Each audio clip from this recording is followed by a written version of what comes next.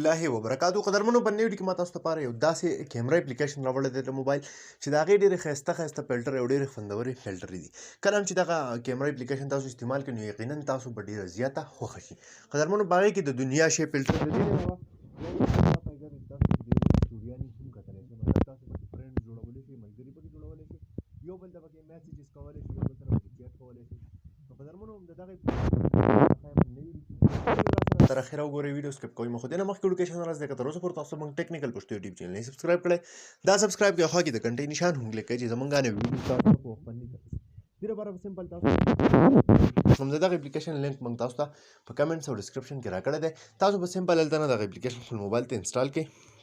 کله هم چې تاسو دغه اپلیکیشن خپل موبایل ته انسټال کړئ، تاسو دغه اپلیکیشن کول آف کړئ، نو تاسو ته به داسې شان یو انټرفیس راشي. دلته کې که تاسو وګورئ، صحیح ده، اوس مثال په طور دا ما سره کیمرا شوه راغله، صحیح ده، دا اوس ساده کیمرا ده. خوا کې که تاسو دلته کارټون شان راکړی دی، په دې تاسو ټچ واخلئ، دې سره به تاسو ته دلته کې دنیا شی فلټر راشي. کم فلټر ستاسو د مرضۍ وي نو هغه فلټر تاسو د دې ځیږي نه لګولی شئ. دا وګورئ ډېر ښایسته ښایسته فلټرې دي، مطلب هغه ټایم چې ورسره لیکلی شوی وي او ډیټ ورسره لیکلی شوی وي، دغه شانتې مختلف لینز وغیره پکې لګي او ډېر ښایسته ښایسته داسې خوندورې فلټرې دي یقینا چې ستاسو به ډېر زیاتې خوښې شي. دا وګورئ تاسو دلته کې چې څنګه ستاسو خوښ وي نو هغه تاسو د دې ځای نه خپل له چایس فلټرې لګولی شئ. د دې سره په دې کې تاسو دلته ایکسپلور یو آپشن، مطلب کم نن سبا چې ټرینډینګ کې کم دغه استعمالیږي، فلټر وغیره استعمالیږي، دغه ټول فلټر دغه افیکټس تاسو ته دلته نه میلاویږي. سمپل په دې به تاسو تصویر وباسئ، مثال په طور دا شو، صحیح ده. اوس دې باندې تاسو ویډیو هم جوړولی شئ. سیو آپشن راغی، په سیو باندې دا تاسو کلیک واخلئ، دا وشو دلته کې.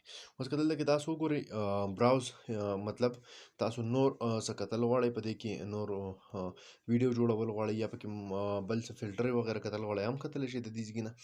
دغه شان چې کله کوم تصویر تاسو وویستلو نو په خوا کې یو آپشن به تاسو له راشي، دلته کې مثال په طور دا ډایرکټلی دلته سیو شو. اوس دلته کې سیو شو، د دې ځای نه دلته تاسو به څه وکئ، د تصویر به ټچ کړئ، ایکسپورټ به یې کئ. چې ایکسپورټ شو نو دا به ډاونلوډ باندې کلیک کئ، ستاسو د موبایل ګیلري ته به دا تصویر اټومیټکلی سیو شي. د دې ځای نه تاسو ډایرکټ واتساپ سټیټس له هم ورکولی شئ.